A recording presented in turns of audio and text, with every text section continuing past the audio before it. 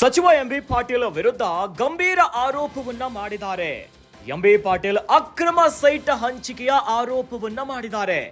ದಾಖಲೆ ರಿಲೀಸ್ ಮಾಡಿದ್ದಾರೆ ಚೆಲುವಾದಿ ನಾರಾಯಣಸ್ವಾಮಿ.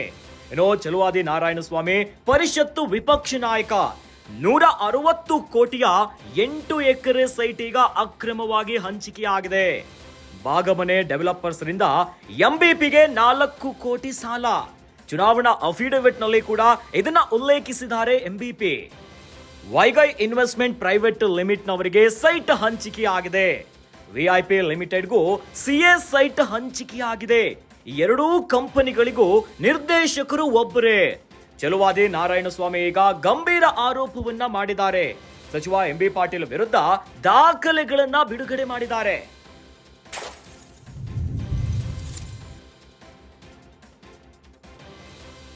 ರಾಜ್ಯ ಕಾಂಗ್ರೆಸ್ ಮೇಲೆ ಒಂದಾದ ಮೇಲೆ ಒಂದು ಆರೋಪಗಳು ಕೇಳಿ ಬರ್ತಾ ಇದೆ. ಅತ್ತ ಮೂಡ ಪ್ರಕರಣ ಭಾರಿ ಸದ್ದು ಮಾಡ್ತಾ ಇದ್ರೆ, ಇವೆಲ್ಲದರ ನಡುವೆ ಸಚಿವ ಎಂಬಿ ಪಾಟೀಲ್ ವಿರುದ್ಧ ಗಂಭೀರ ಆರೋಪ ಕೇಳಿ ಬರ್ತಾ ಇದೆ.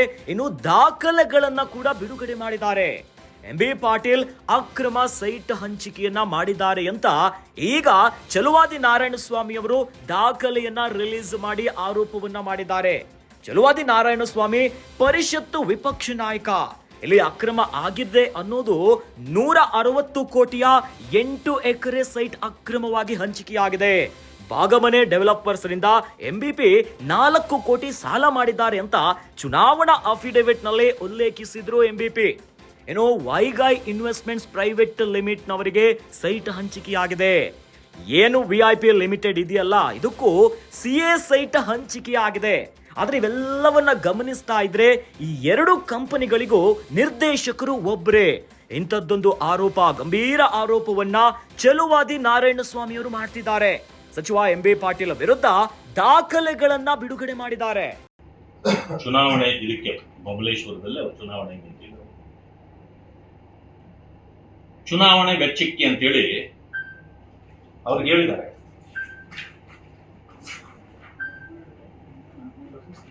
ಭಾಗಮನೆ ಡೆವಲಪರ್ಸ್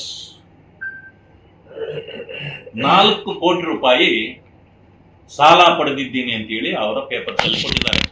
ಎಲೆಕ್ಷನ್ ಪೇಪರ್ಸ್ 4 ಕೋಟಿ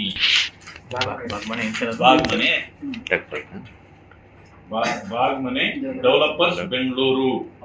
ಭಾಗಮನೆ ಡೆವಲಪರ್ಸ್ ಅದರ ಇದು ಯಾರು? Ramakrishna Anuradha, one of the director. Bhagmane Raja Bhagmane ಮತ್ತೊಬ್ಬ ಡೈರೆಕ್ಟರ್. ಮೊನ್ನೆ ಲ್ಯಾಂಡ್ ಸ್ಯಾಂಕ್ಷನ್ ಮಾಡಿರೋರು ಯಾರಿಗೆ? Hi-tech defence aerospace park aerospace SEZ ಅಲ್ಲಿ 8 ಎಕರೆ ಲ್ಯಾಂಡು 10 ರಿಂದ 20 ಕೋಟಿ ಬಾಳ್ತಕ್ಕಂತ 8 ಎಕರೆ ಲ್ಯಾಂಡು. ಇದನ್ನ ಕೇಳಬೇಕಲ್ಲ, ಇದಕ್ಕೆ ಅವರು ಉತ್ತರ ಕೊಡ್ಬೇಕಲ್ಲ.